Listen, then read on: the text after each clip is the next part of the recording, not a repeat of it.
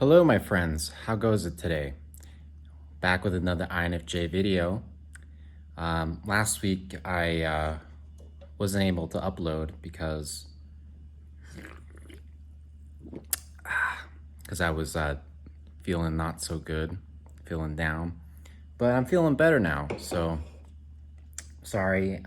My channel's about posting every week, posting once a week, and you know, I'm gonna keep that promise. So today I'm gonna do an actual INFJ video because last week I kind of went on a rant. And I'm starting to think that I need to calm down and to really get back to my roots, really try to be as authentic as I possibly can. Not saying that last video wasn't authentic, I'm just saying like trying to be as helpful and providing value to you as I possibly can. And so I wanted to talk about INFJs and distancing oneself, an INFJ distancing themselves from other people. It's very common. I think a lot of INFJs probably deal with this. This is why it's very common for INFJs to maybe only have one or two friends or one or two close friends, and then, maybe a loved one or something like that. And it's simply because we just don't have enough energy to spend with other people. As any other introvert, we do get drained from spending time with people. And many times we end up in jobs where we do have to interact with people. I mean, that's part of being in a job. I wish it wasn't like that for INFJs. I wish INFJs could all find a way to make money just working solo. And there are many ways to do that, but not all INFJs find a way, but I hope all INFJs do. I mean, that's something I work on every day, is to find a way to just work solo if I can, maybe with one or two people, but, we'll have to see how that works. Anyway,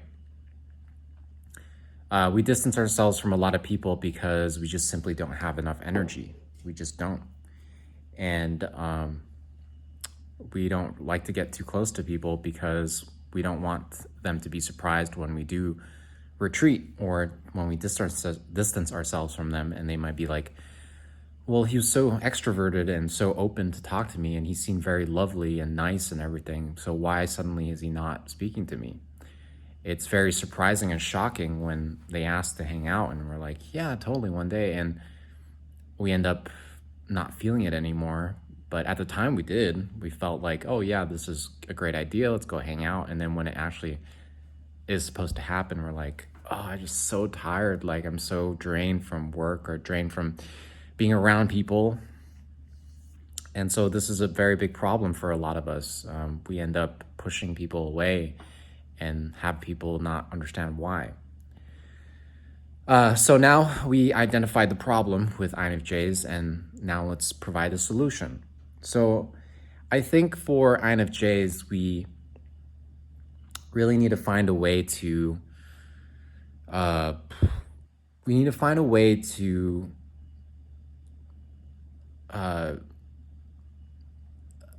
be like very cautious about how we speak to other people, especially when it's on a friendship relationship level, indicating to other people that we aren't so open to just becoming friends that quickly. Because I think a mistake that I make a lot is that I, right off the bat, give people this impression that I am super friendly and that I am willing to become friends with them, even because I'm speaking very passionately about something, or I'm trying to be very inspirational about something, because I like to inspire others to find their happiness, to find the thing that moves them, And I'm finding I'm doing that way more than I thought I should be doing. Like the amount of times where I'm trying to motivate people and trying to help people understand that they can follow their dreams or pursue their purpose in life. I'm saying this so much, and it's exhausting, and I put a lot of effort into it because I want people to feel like they can basically live their dreams. It's not impossible. It's highly possible, especially in today's world where most people don't want to do that. And so you have less competition, really. So I don't know why people aren't more people aren't hopping onto it. And I understand it's not an easy route. Like, following your dreams is not easy. And I wish I could be on the other side of it all and be like, yeah, like, I've made it, and it was a long road. This is the way you get there. And I wish I could be on the other side and say this, but I don't think I'm necessarily there yet. I've gone over onto the other side for a lot of things, like figuring out social media, being able to find a huge following on TikTok, and having millions of people like literally 1 million people have liked a video that I've made on TikTok. And so I have found success in certain avenues. So, but I still have room to grow, and I want to be on the other side to be able to motivate more people. I think I'm going on a tangent here, but the point is, I do find myself trying to inspire other people, and I become very passionate about it, and I become very passionate with the way I communicate.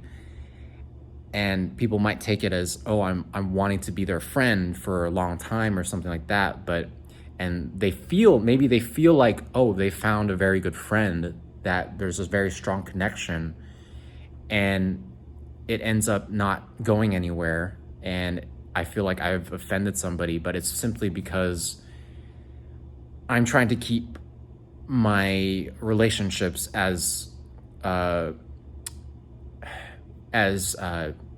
personal as I can, and as close-knit as I can, especially these days where I'm just meeting tons of people and it's hard to sift through everything. So from here on out, I will be much more cautious with the way I communicate with people and the intention that I give off, because I think oftentimes people might think that I like them more than they realize, because I might just be so in a way we're kind of like ENFPs or ENTPs or ESFPs, where we give off this feeling like, oh, they really, really like us, but that's just kind of the personality that gives it off. Like, a lot of other introverts don't naturally give off that energy, but INFJs still do. Like, sometimes people might even think INFJs are like ENTPs or ENFPs or ENFJs. Like, they just feel like we're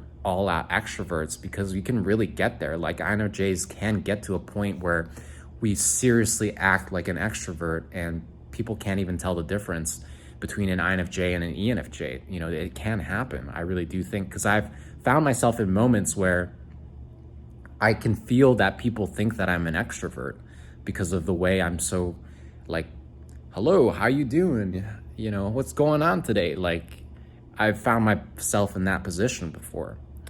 So INFJs, I'll just say, like, yeah, like, if you want to try it out like me, like, it's just like, if you're finding a lot of people wanting to be your friend or wanting to befriend you, or feeling like they are connecting with you more than you think, more than you are intending to have them feel like you are connecting with them, then it might be better to be a bit more cautious as to how you approach people, depending on the situation. I hope that makes sense. I'm really trying to communicate this thought. It's quite abstract and obscure, and I'm still trying to figure it out. But I think the whole point of this video is really, I think it's in our best interest to just be cautious with the way we communicate with other people, and not to give off this intense, passionate energy right off the bat, because it might be misread from other people. Same way as INFPs can be, or ENFPs and ENFJs can come off kind of flirty, or ENTPs.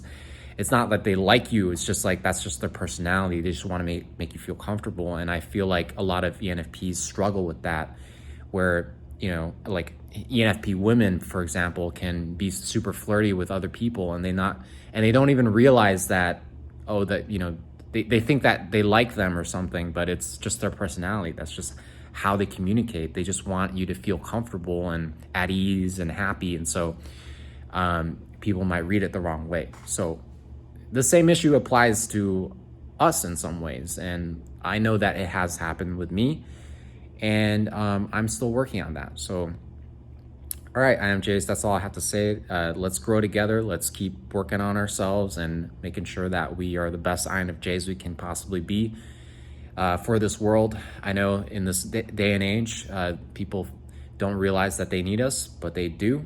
And we're just going to be out there trying to make a difference in the shadows, in the background, however we want to be able to do it, maybe in the center stage. It really depends on you.